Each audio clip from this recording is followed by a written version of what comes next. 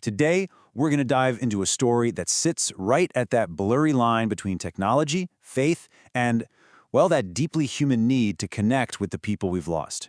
We're exploring something called Instrumental Transcommunication, and we're going to do it through a story that is just incredibly personal.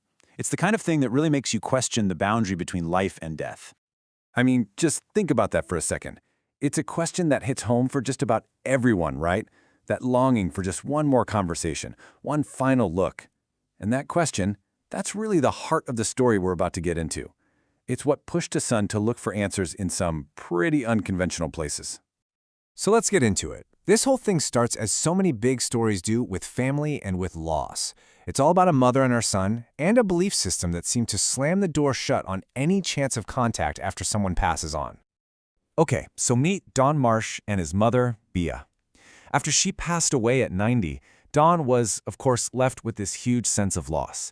And a question: was that it? Was that goodbye really the final one? His search for an answer is what led us to this whole story. And this is the real kicker. Don's mother was a very devout Catholic, and for her, the idea of talking to the dead was a total non-starter. She believed the church saw it as basically witchcraft, and that's what makes everything that happened next so unbelievable. Because according to Don, his mom has since had a major change of heart.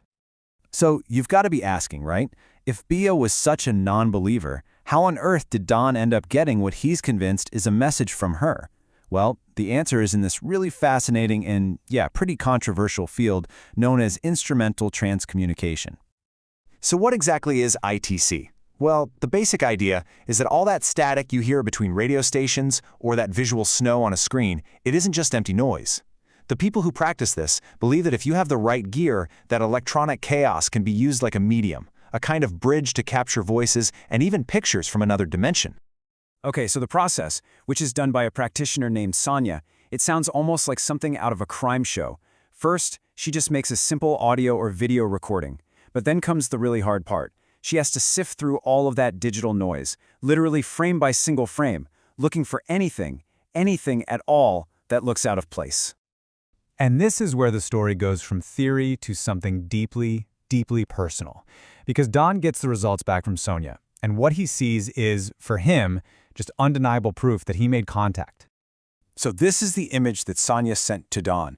Now remember, the only thing she had to go on was a recent photo of Bea. But when Don saw this, he was absolutely floored. He didn't just see some vague resemblance. He saw his mother the way she was in her prime, vibrant, healthy, and younger. And it didn't stop with his mom. Another image came through. This one, Don immediately held up against his father's wedding photo from years and years ago. For him, the likeness was just incredible. It felt like a family reunion somehow captured from across the veil. It even seemed to include their beloved family pet. An image of a dog appeared, and Don, his wife, even their grandson, they all had the exact same reaction. That's our Westie, Bailey, who had passed on. The connection just felt so personal and so specific to their family. And if that wasn't wild enough, hidden inside these images were even stranger details. There was this recurring owl symbol, which is apparently the signature of these mysterious beings they call the commanders. And then there was something that should be technologically impossible. Two totally separate images somehow layered onto a single video frame. But the messages weren't just from Don's family. Nope, the story was about to take an even stranger turn, introducing a figure that had been popping up in Sonia's work for decades, a figure that wasn't human at all. So for 20 years, Sonia had been noticing these weird, big-headed figures in her recordings. For the longest time, she just wrote them off, just artifacts in the data, glitches in the digital noise, nothing to worry about. But he just kept showing up. So one day, she's making a recording, and she says she decided to ask a question, kind of half joking, out loud. She just asked if this big head that kept appearing had a name. And the response she got back, well, it shook her to her core. A soft voice came through the recording, speaking slowly and clearly, and it said, "My name is Narisha." Sonia says she was so freaked out she just shut down all of her equipment right then and there.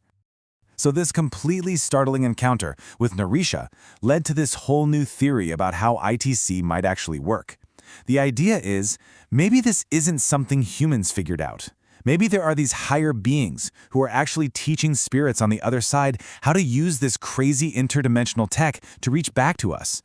Which, brings us right back to Don Marsh and what this whole experience really means to him. Because for Don, the how it works is way less important than the what, that profound feeling of connection he now has. I mean, listen to his own words. He calls this a priceless reward.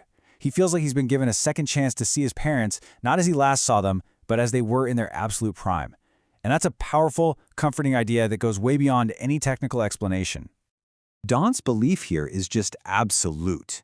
He doesn't see this as just some personal comfort. He calls it a gift to humanity. He's convinced that someday everyone else is going to see just how important this is. And that's where we're left, with the biggest question of all. Are these images just digital ghosts, given meaning by a mind that's desperate for one last connection, a powerful reflection of human hope? Or are they what Don and Sonia believe they are? A genuine window, a real peek into another reality? The answer, for now, seems to be lost somewhere in the static.